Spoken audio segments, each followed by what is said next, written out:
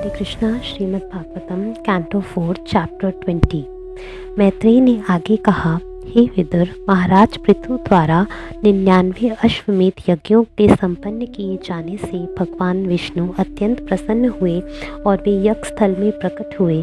उनके साथ राजा इंद्र भी था। जब भगवान विष्णु ने कहना प्रारंभ किया, भगवान विष्णु ने कहा, हे राजा पृथु, स्वर्ग के राजा इंद्र ने तुम्हारे 100वें यज्ञ में विघ्न डाला है। अब वह मेरे साथ तुमसे क्षमा मांगने के लिए आया है, अतः उसे क्षमा कर दो।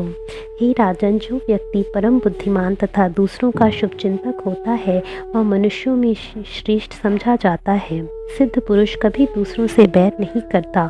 जो अग्रगण्य बुद्धिमान है वे यह भली भांति जानते हैं कि यह भौतिक शरीर आत्मा से भिन्न है। यदि तुम जैसे पुरुष जो पूर्व आचार्यों के आदेशों के अनुसार कार्य करने के कारण इतने उन्नत हैं, मेरी माया से मोहग्रस्त हो जाएं, तो तुम्हारी समस्त सिद्धि को समय का अपव्यय मात्र ही समझा जाएगा। जो लोग जीवन की देहात्म बुद्धि की अवधारणा से भली भांति परिचित हैं, जो यह जानते हैं कि यह शरीर मुँह से उत्पन्न अज्ञान, आकांक्षाओं तथा कर्मों से रचित है, वे इस शरीर के प्रति कभी भी आसक्त नहीं होते। जो देहात्म बुद्धि से परिचित रंच मात्र भी आसक्त नहीं है, भला ऐसा अत्यंत बुद्धिमान पुरुष किस प्रकार घर, संतान, संपत्ति तथा ऐसी ही अन्य शारीरिक बातों में देहात्म बुद्धि के द्वारा प्रभावित हो सकता है। आत्मा एक शुद्ध, अभौतिक तथा स्वयं तेजमय है। वह समस्त उत्तम गुणों का आगार एवं सर्वव्यापक है। वह किसी भौतिक आवरण से रहित और समस्त कार्यों का साक्षी है। वह अन्य जीवात्माओं से सर्वथा भिन्न तथा समस्त देहधारियों से परे है। ऐसा व्यक्ति जो परमात्मा तथा आत्मा से पूर्ण ज्ञान को प्राप्त होता है, भौतिक प्रकृति में रहते हुए भी उसके गुणों से प्रभावित नहीं होता, क्योंकि वह सदैव मेरी दिव्य प्रेमा भक्ति में स्थित रहता है। भगवान विष्णु ने आगे कहा, हे राजा पृथु, जब कोई अपना वृत्तिपरक कर्म करता हुआ किसी भौतिक लाभ के उद्देश्य के बिना मेरी सेवा में लगा रहता है, तो वह अपने अंतःकरण में उत्तरोत्तर संतुष्टि प्राप्त करता है।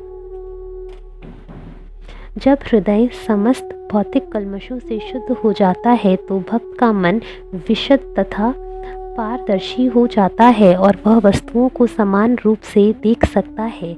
जीवन की इस अवस्था में शांति मिलती है और मनुष्य मेरे समान पद के सच्चिदानंद विग्रह रूप में स्थित हो जाता है। जो कोई भी यह जानता है कि 5 तत्वों कर्म इंद्रियों, ज्ञान इंद्रियों तथा मन से निर्मित यह शरीर केवल स्थिर आत्मा द्वारा संचालित होता है, तो वह भौतिक बंधन से मुक्त होने योग्य है। भगवान विष्णु ने राजा पृथु से कहा, हे राजन, तीनों गुणों की अन्योन्य क्रिया से ही यह भौतिक जगत निरंतर परिवर्तनशील है। यह शरीर 5 तत्वों, इंद्रियों के नियामक देवताओं तथा आत्मा द्वारा विशुद्ध किए जाने वाले मन से मिलकर बना है। चूँकि आत्मा इन स्थूल तथा सूक्ष्म तत्वों के इस मेल से सर्वथा भिन्न है, तथा मेरा भक्त जो मित्रता तथा प्रेम के द्वारा मुझसे दृढ़तापूर्वक बंधा है, यह भली भांति जानते हुए कभी भी भौतिक सुख तथा दुख से विचलित नहीं होता। हे वीर राजा, स्वयं समभाव रखते हुए अपने से उत्तम, मध्यम तथा निम्न स्तर के लोगों पर समानता का व्यवहार करो। क्षणिक सुख या दुख से विचलित ना हो। अपने मन तथा इंद्रियों पर पूर्ण संयम रखो। मेरी व्यवस्था से तुम जिस किसी भी परिस्थिति में रखे जाओ, उस दिव्य स्थिति में रहकर राजा का कर्तव्य निभाओ, किंतु तुम्हारा एकमात्र कर्तव्य अपने राज्य के नागरिकों को संरक्षण प्रदान करना है। राजा का निर्दिष्ट धर्म है कि वह राज्य के सारे नागरिकों को सुरक्षा प्रदान करे। ऐसा करने से राजा को अगले जन्म में प्रजा के पुण्यों का 6वां भाग प्राप्त होता है। किंतु जो राजा अथवा प्रशासक प्रजा से केवल कर वसूल करता है और नागरिकों को समुचित सुरक्षा प्रदान नहीं करता, तो उसके पुण्य प्रजा छीन लेती है और सुरक्षा न प्रदान करने के बदले में उसे प्रजा के पाप कर्मों का भागी होना पड़ता है।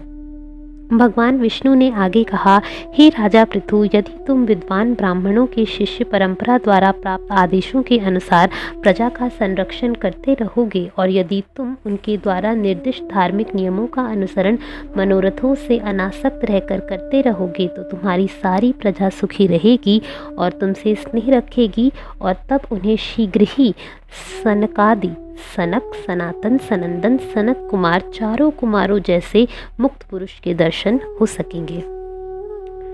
हे राजन, मैं तुम्हारे उच्च गुणों तथा उत्तम आचरण से मुग्ध और प्रभावित हूँ, अतः तुम मुझसे मनचाहा वर मांग सकते हो। जो उत्तम गुणों तथा शील से युक्त नहीं है वह एकमात्र यज्ञ, कठिन तपस्या अथवा योग के द्वारा मेरी कृपा प्राप्त नहीं कर सकता, किंतु जो समस्त परिस्थितियों में संभाव बनाए रखता है मैं उसके अंतःकरण में सदैव संतुलित रहता हूँ। महान संत मैत्रेय ने आगे कहा, हे विदुर, इस प्रकार समस्त विश्व के जीतने वाले महाराज पृथु ने भगवान के आदेशों को शिरोधार्य किया।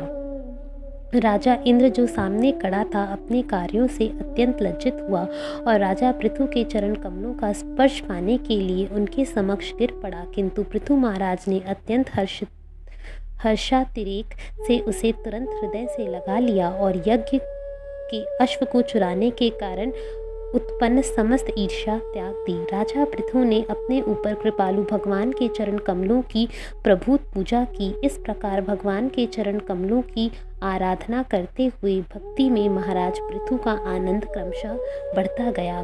भगवान प्रस्थान करने ही वाले थे, किंतु वे राजा पृथु के व्यवहार के प्रति इतने वत्सल हो चले थे कि वे गए नहीं। अपने कमल नेत्रों से महाराज पृथु के आचरण को देखकर वे रुक गए, क्योंकि वे सदा ही अपने भक्तों की हितैषी हैं। नेत्रों में अश्रु भर आने तथा वाणी रुद्ध हो जाने आदि से राजा महाराज पृथु ने ना तो ठीक से भगवान को देख सके, ना भगवान को संबोधित करके कुछ बोल सके। उन्होंने केवल अपने हृदय के भीतर भगवान का आलिंगन किया और हाथ जोड़े हुए उसी तरह खड़े रहे। भगवान अपने चरण कमलों से पृथ्वी को स्पर्श करते हुए खड़े थे और उनके हाथ का अगला भाग सर्पों के शत्रु गरुड़ के उन्नत कंधे पर था। महाराज पृथु नेत्रों से अश्रु पोंछते हुए भगवान को देखने का प्रयास कर रहे थे, किंतु ऐसा प्रतीत हो रहा था मानो राजा उन्हें देखकर अघा नहीं रहा था। इस प्रकार राजा ने निम्नलिखित स्तुतियां अर्पित की। हे प्रभु, आप वर देने वाले देवों में सर्वश्रेष्ठ हैं, अतः कोई भी बुद्धिमान व्यक्ति आपसे ऐसे वर क्यों मांगेगा जो प्रकृति के गुणों से मोहग्रस्त जीवात्माओं के निमित्त हैं। ऐसे वरदान तो नरक में वास करने वाली जीवात्माओं को भी अपने जीवन काल में स्वतः प्राप्त होते रहते हैं। हे भगवान, आप निश्चित ही अपने साथ तादात्म्य प्रदान कर सकते हैं, किंतु मैं ऐसा वर नहीं चाहता। हे भगवान, मैं आपसे तादात्म्य के वर की इच्छा नहीं करता, क्योंकि इसमें आपके चरण कमलों का अमृत रस नहीं है। मैं तो 10 लाख कान प्राप्त करने का वर मांगता हूँ, जिससे मैं आपके शुद्ध भक्तों के मुखारविंदों से आपके चरण कमलों की महिमा का गान कर सकूँ। हे भगवान, महान पुरुष आपका महिमा गान उत्तम श्लोकों द्वारा करते हैं। आपके चरण कमलों की प्रशंसा केसर कणों के समान करते हैं। जब महापुरुषों के मुखों से निकली दिव्य वाणी आपके चरण कमलों की केसर धूलि की सुगंध का वहन करती है, तो विस्मित जीवात्मा आपसे अपने संबंध को स्मरण करता है। इस प्रकार भक्तगण क्रमशः जीवन के वास्तविक मूल्य को समझ पाते हैं। अतः हे भगवान, मैं आपके शुद्ध भक्त के मुख से आपके विषय में सुनने का अवसर प्राप्त करने के अतिरिक्त किसी अन्य वर की कामना नहीं करता। हे अत्यंत कीर्तिमय भगवान, यदि कोई शुद्ध भक्तों की संगति में रहकर आपके कार्यकलापों की कीर्ति का एक बार भी श्रवण करता है, तो तब तक कि वह पशु तुल्य ना हो, वह भक्तों की संगति नहीं छोड़ता, क्योंकि कोई भी बुद्धिमान पुरुष ऐसा करने की लापरवाही नहीं करेगा। आपकी महिमा के कीर्तन और श्रवण की पूर्णता तो धन की देवी लक्ष्मी जी द्वारा तक स्वीकार की गई है, तो आपके अनंत कार्यकलापों तथा दिव्य महिमा को सुनने की इच्छुक रहती थी। अब मैं भगवान के चरण कमलों की सेवा में संलग्न रहना और कमल धारिणी लक्ष्मी जी के समान सेवा करना चाहता हूँ, क्योंकि भगवान समस्त दिव्य गुणों के आगार हैं। मुझे भय है कि लक्ष्मी जी तथा मेरे बीच झगड़ा छिड़ जाएगा, क्योंकि हम दोनों एक ही सेवा में एकाग्र भाव से लगे होंगे। हे जगदीश्वर, लक्ष्मी जी विश्व की माता है, तो भी मैं सोचता हूँ कि उनकी सेवा में हस्तक्षेप करने तथा उसी पद पर जिसके प्रति वे इतनी आसक्त हैं कार्य करने से वे मुझसे क्रुद्ध हो सकती हैं। फिर भी मुझे आशा है कि इस भ्रम के होते हुए भी आप मेरा पक्ष लेंगे, क्योंकि आप दीन वत्सल हैं और भक्त की तुच्छ सेवाओं को भी बहुत करके मानते हैं। अतः यदि वे रुष्ट भी हो जाएं तो आपको कोई हानि नहीं होगी, क्योंकि आप आत्मनिर्भर हैं। अतः उनके बिना भी आपका काम चल सकता है।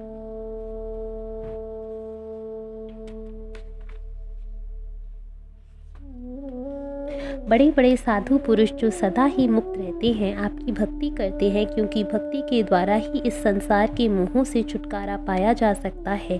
हे भगवान, मुक्त जीवों द्वारा आपके चरण कमलों की शरण ग्रहण करने का एकमात्र कारण यही हो सकता है कि ऐसे जीव आपके चरण कमलों का निरंतर ध्यान धरते रहें। हे भगवान, आपके अपने विशुद्ध भक्त से जो कुछ कहा है वह निश्चय ही अत्यंत मोह में डालने वाला है। आपके वेदों में जो लालच दिए हैं वे शुद्ध भक्तों के लिए उपयुक्त नहीं हैं। सामान्य लोग वेदों की अमृतवाणी से बंध कर कर्म फल से मोहित होकर पुनः पुनः सकाम कर्मों में लगे रहते हैं। हे भगवान, आपकी माया के कारण इस भौतिक जगत के सभी प्राणी अपनी वास्तविक स्वाभाविक स्थिति भूल गए हैं और वे अज्ञानवश समाज, मित्रता तथा प्रेम के रूप में निरंतर भौतिक सुख की कामना करते हैं। अतः आप मुझे किसी प्रकार का भौतिक लाभ मांगने के लिए ना कहें, बल्कि जिस प्रकार पिता अपने पुत्र द्वारा मांगने की प्रतीक्षा किए बिना उसके कल्याण के लिए सब कुछ करता है, उसी प्रकार से आप भी जो मेरे हित में हो मुझे प्रदान करें। मैत्रेय ऋषि ने आगे कहा कि पृथु महाराज की प्रार्थना सुनकर ब्रह्मांड के साक्षी भगवान ने राजा को इस प्रकार संबोधित किया। हे राजन, तुम्हारी मुझ में निरंतर भक्ति बनी रही। ऐसे शुद्ध उद्देश्य से जिसे तुमने बुद्धिमत्ता पूर्वक व्यक्त किया है, दुर्लभ माया को पार किया जा सकता है। हे प्रजा के पालक राजा, अब से मेरी आज्ञा का पालन करने में सावधानी बरतना और किसी भी प्रकार की भ्रमित मत होना। जो भी श्रद्धा पूर्वक इस प्रकार मेरी आज्ञा का पालन करता है उसका सर्वत्र मंगल होता है। मैत्रेय, वे विदुर से कहा कि भगवान ने महाराजा पृथु द्वारा की गई सार गर्भित प्रार्थना की भूरी भूरी प्रशंसा की। इस प्रकार राजा द्वारा समुचित रूप से पूजित होकर भगवान ने उन्हें आशीर्वाद दिया और प्रस्थान का निश्चय किया। राजा पृथु ने देवताओं, ऋषियों, पितृलोक, गंधर्वलोक, सिद्धलोक, चारण लोक, पन्नग लोक, किन्नर लोक, अप्सरो लोक तथा पृथ्वीलोक और पक्षियों के लोक के वासियों की पूजा की। उन्होंने यज्ञ स्थल पर उपस्थित अन्य अनेक जीवों की पूजा की। उन्होंने इन सब की तथा भगवान के पार्षदों की मधुर वचन तथा यथासंभव धन के द्वारा हाथ जोड़कर पूजा की। इस उत्सव के बाद भगवान विष्णु के पद चिन्हों का अनुसरण करते हुए वे सभी अपने अपने लोकों में चले गए। राजा तथा वहाँ पर उपस्थित पुरोहितों के मनों को मोहित करने के बाद अच्युत भगवान परव्योम में अपने धाम वापस चले गए। तत्पश्चात राजा पृथु ने समस्त देवों के परम स्वामी भगवान को सादर नमस्कार किया। यद्यपि वे भौतिक दृष्टि से देखे जाने की वस्तु नहीं है, फिर भी भगवान ने महाराज पृथु के नेत्रों के समक्ष अपने को प्रकट किया। भगवान को नमस्कार करके राजा अपने घर को चले गए। हरे कृष्ण।